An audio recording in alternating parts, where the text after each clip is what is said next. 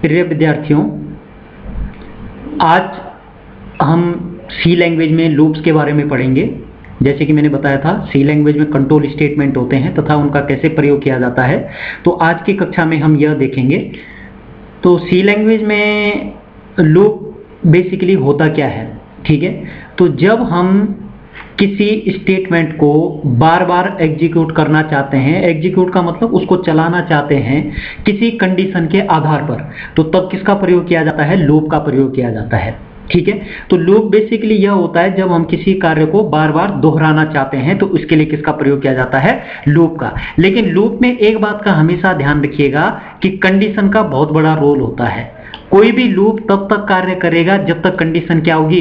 सही होगी। अगर कंडीशन गलत हो जाता है तो वह लूप से बाहर आ जाएगा, लूप के अंदर कार्य नहीं करेगा, राइट। तो हम क्या कह सकते हैं कि सी में लूप का प्रयोग तब किया जाता है जब हम किसी स्टेटमेंट्स को किसी कंडीशन के आधार पर बार बार एग्जीक्यूट करवाना चाहते हैं। मतलब किसी सेट के अकॉर्डिंग या जो आपने लूप के अंदर लिखा हुआ है वह तभी एग्जीक्यूट हो, वह तभी कार्य करे जब कंडीशन सही हो, ठीक है। तो लूप क्या होता है? सी में लूप वो होता है जब हम किसी कार्य को बार बार दोहराना चाहते हैं किसी कंडीशन के आधार पर, तब वहां पर लूप का प्रयोग किया जाता है, ठीक है। तो लूप बेसिकली है क्या? ये कंट्रोल स्टेटमेंट है। क्या है? कंट्रोल। अब पढ़ लेते हैं हम लूप के प्रकार। सी में लूप कितने प्रकार के होते हैं, राइट। तो सी में अगर मैं लूप की बात करता हूं तो सी में लूप मुख्यतः 3 प्रकार के होते हैं। पहला जो लूप होता है उसको बोलते हैं व्हाइल लूप, ठीक है। दूसरा होता है उसको बोलते हैं फॉर लूप, तीसरे को बोलते हैं डू व्हाइल लूप, ठीक है। तो आज जो हम टॉपिक ले रहे हैं वो टॉपिक ले रहे हैं while loop. Basically while loop क्या होता है? अगर आपको व्हाइल समझ में आ गया तो ये दो आपको स्वतः ही समझ में आ जाएंगे, ठीक है। तो पहले शुरुआत करते हैं व्हाइल लूप से, ठीक है। तो अगर मैं यहाँ पर व्हाइल लूप की बात करता हूँ, बेसिकली व्हाइल लूप होता क्या है, ठीक है। तो पहले इसकी परिभाषा देख लेते हैं। तो व्हाइल लूप एक एंट्री कंट्रोल लूप है। अब यहाँ पर आप समझो एंट्री कंट्रोल का मतलब क्या हुआ। एंट्री कंट्रोल का मतलब होता है कि पहले कंडीशन चेक होगी, उसके पश्चात कार्य करेगा। अगर कंडीशन सही है तो कार्य करेगा, कंडीशन अगर गलत है तो लूप के अंदर नहीं जाएगा। तो जब इस प्रकार का कार्य किया जाता है इसको एंट्री कंट्रोल लूप बोलते हैं। तो एंट्री मतलब एंट्री लेना, ठीक है, कंट्रोल के द्वारा एंट्री लेना। तो एंट्री कंट्रोल लूप बेसिकली वह लूप होता है जिसमें पहले कंडीशन, कार्य करने से पहले कंडीशन चेक की जाती है, जिसमें पहले कंडीशन चेक होती है, ठीक है। यह स्टेटमेंट को तब तक एग्जीक्यूट करता रहेगा जब तक कि दी गई कंडीशन क्या है? सही है। अब एक बार अगर सही हो गया तो कार्य करेगा, अब पुनः फिर कंडीशन को चेक करेगा। अगर कंडीशन सही होती है तो लूप के अंदर आएगा, कार्य करेगा। अगर कंडीशन गलत हो जाती है तो लूप के अंदर नहीं जाएगा, राइट। तो व्हाइल लूप में अगर कंडीशन गलत होती है तो यह लूप में नहीं जाएगा। तो आपको समझ में आ गया व्हाइल लूप क्या है। तो व्हाइल लूप एक एंट्री कंट्रोल लूप है जिसमें पहले कंडीशन चेक होती है। अगर यह कंडीशन सही होती है तो लूप के अंदर जाएगा, कार्य करेगा। अगर कंडीशन गलत होती है तो लूप के अंदर नहीं जाएगा, ठीक है। अब हम देख लेते हैं कि व्हाइल लूप को लिखते कैसे हैं, लिखने का क्या तरीका है। तो किसी भी सी के प्रोग्राम में व्हाइल लूप को लिखने के लिए 3 भाग बनाए गए हैं। सबसे पहला जो पार्ट होता है इसको बोलते हैं इनिशियलाइजेशन। इनिशियलाइजेशन का मतलब क्या हुआ? किसी वेरिएबल को कोई वैल्यू देना, राइट, ठीक है। जब हम कंडीशन बनाएंगे तो कंडीशन में वेरिएबल का प्रयोग करेंगे जिस पर हम वैल्यू असाइन करेंगे। तो इसके अंदर जो कंडीशन देनी है उसके लिए वेरिएबल बनाना पड़ेगा, तो उसको क्या देना? वैल्यू देना। तो मतलब किसी एक को वैल्यू देना। उसके बाद हम क्या लिखते हैं? व्हाइल। तो इस व्हाइल को देखो, ये व्हाइल क्या है? प्री डिफाइन है, ठीक है। तो व्हाइल एक प्री डिफाइन पहले से बना हुआ कीवर्ड है, एक वर्ड जो कंप्यूटर के अंदर सी लैंग्वेज में पहले से बना हुआ है, ठीक। इसके अंदर हम क्या देते हैं? कंडीशन देते हैं, राइट। तो यह कंडीशन ही मुख्य होती है। कंडीशन का मतलब क्या आप इसके अंदर कार्य करवाना चाह रहे हैं तो वो बेसिकली क्या होती है? कंडीशन होती है, ठीक है। उसके बाद ये देखो यहाँ पर ओपनिंग ब्रैकेट है, ये इसका मतलब ये यहाँ से अब स्टार्ट हो रहा है और यहाँ पर खत्म हो रहा है। तो इस ओपनिंग और क्लोजिंग के अंदर यह यहाँ पर हमने खोला है और ये यहाँ पर हमने बंद किया है। तो इसके अंदर जो भी चीजें हम लिखेंगे, इसके अंदर ये जितना भी हम लिखेंगे ये सब किसका भाग होगा?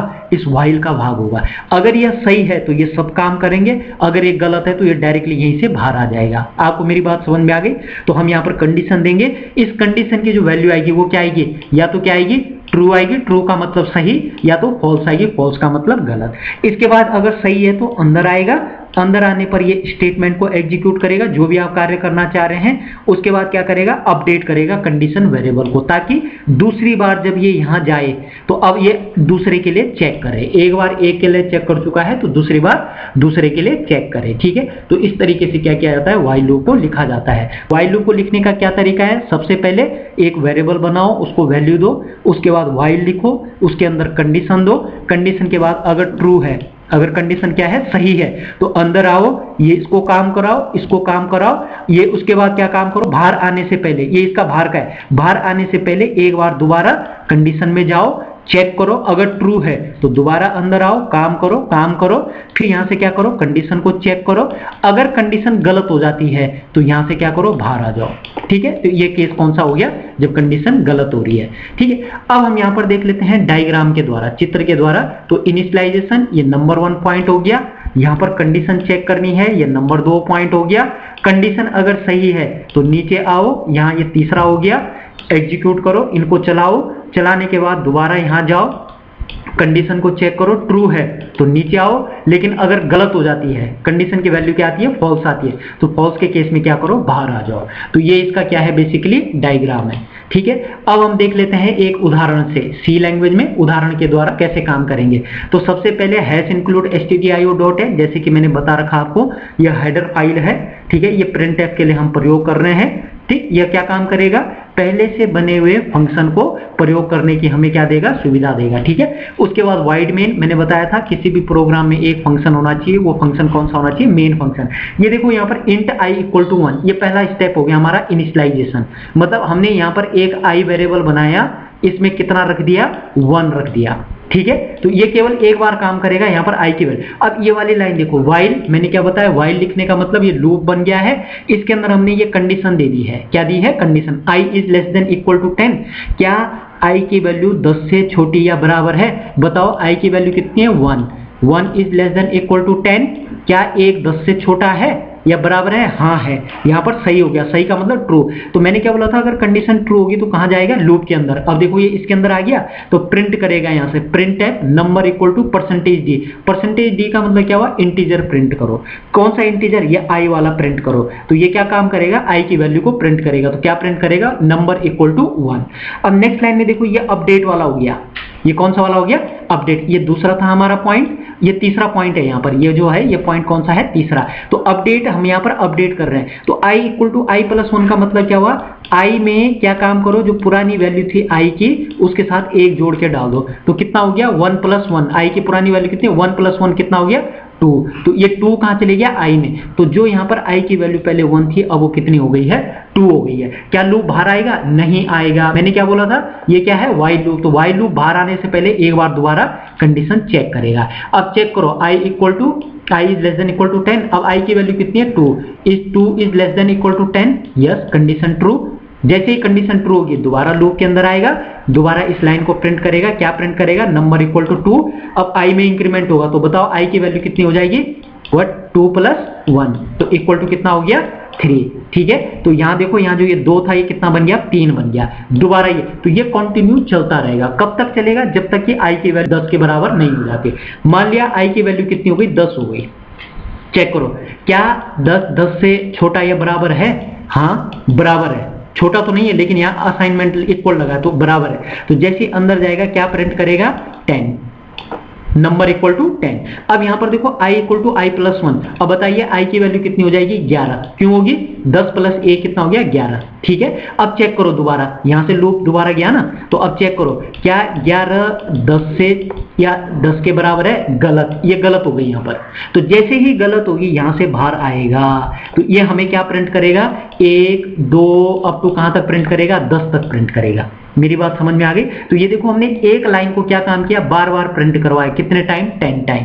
तो जब इस प्रकार का कार्य करना होता है तो वहां पर व्हाइल लूप का प्रयोग किया जाता है। तो व्हाइल लूप में सबसे पहले इनिशियलाइजेशन करना, मतलब किसी वेरिएबल को बनाना, उसको वैल्यू देना, उसके बाद कंडीशन चेक करना, अगर कंडीशन ट्रू है, सही है, सही के केस में अंदर आओ, काम करो, काम करने के बाद दोबारा कंडीशन चेक करो, तब तक ये रिपीट करता रहेगा जब तक कंडीशन क्या है, ट्रू है। अगर कंडीशन क्या होती है, फॉल्स होती है, तो क्या करेगा, लूप से बाहर आ जाएगा, राइट। तो जब किसी कार्य को हम बार बार करवाना चाहते हैं तो इसके लिए व्हाइल। अब मुख्य बिंदु देख लेते हैं, ये पॉइंट इंपॉर्टेंट है, आप लोगों को याद करने हैं। व्हाइल लूप एक एंट्री कंट्रोल लूप है, जैसे कि मैंने भी आपको बताया, एंट्री कंट्रोल का मतलब पहले चेक करेगा उसके बाद कार्य, ठीक है। पहले कंडीशन चेक होगी, यदि कंडीशन सही है तो पुनः चलेगा, अगर कंडीशन सही है तो ही ये पुनः चलेगा, नहीं तो नहीं चलेगा। व्हाइल में कंडीशन को लिखना आवश्यक है, अगर कंडीशन नहीं लिखेंगे तो यह एरर देगा, बिना कंडीशन के यह कार्य नहीं करेगा, एरर देगा। एक बार कंडीशन यदि गलत हो गई तो यह लूप में अंदर नहीं जाएगा, अगर कंडीशन गलत हो गई तो लूप में दोबारा नहीं जाएगा, लूप से डायरेक्टली बाहर आ जाएगा। तो यह 5 बिंदु मुख्य हैं जो आपको व्हाइल लूप के बारे में याद करने हैं, ठीक है।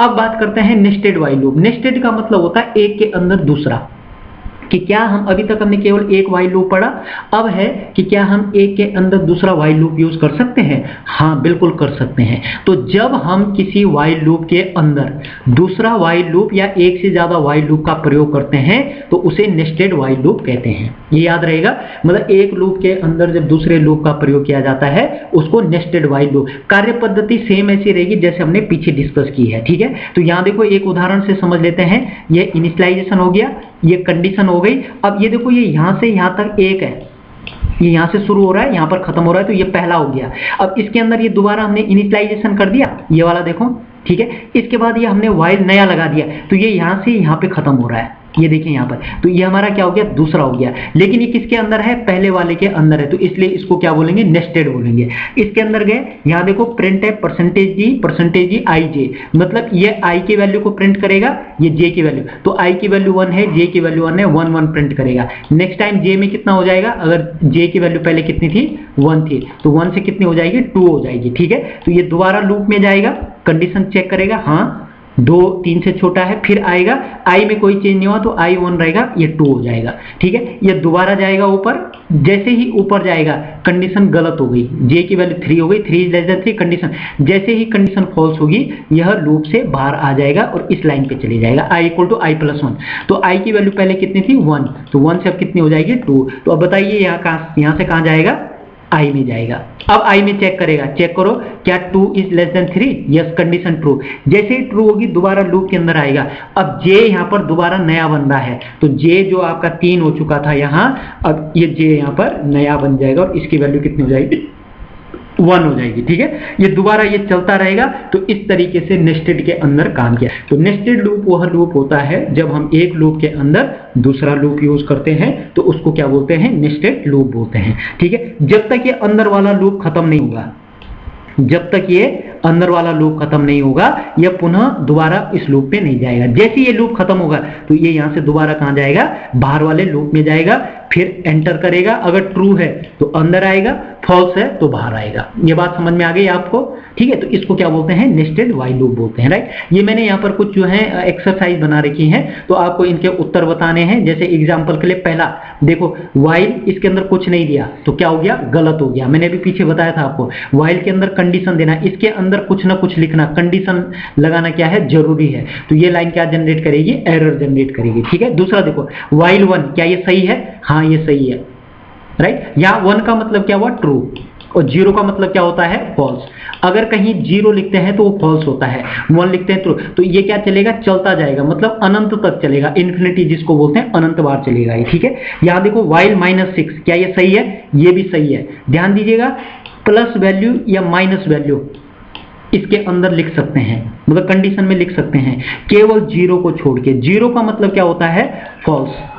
0 का मतलब क्या होता है, फॉल्स। केवल ट्रू किसका मतलब होता है, प्लस होने, तो ये भी रन करेगा। ये वाला देखिए, क्या ये सही है, यस, आई प्लस प्लस, हमने यहीं पर आई में क्या कर दिया, इंक्रीमेंट कर दिया है, राइट। तब कंडीशन को चेक कर रहे हैं, तो ये भी रन करेगा।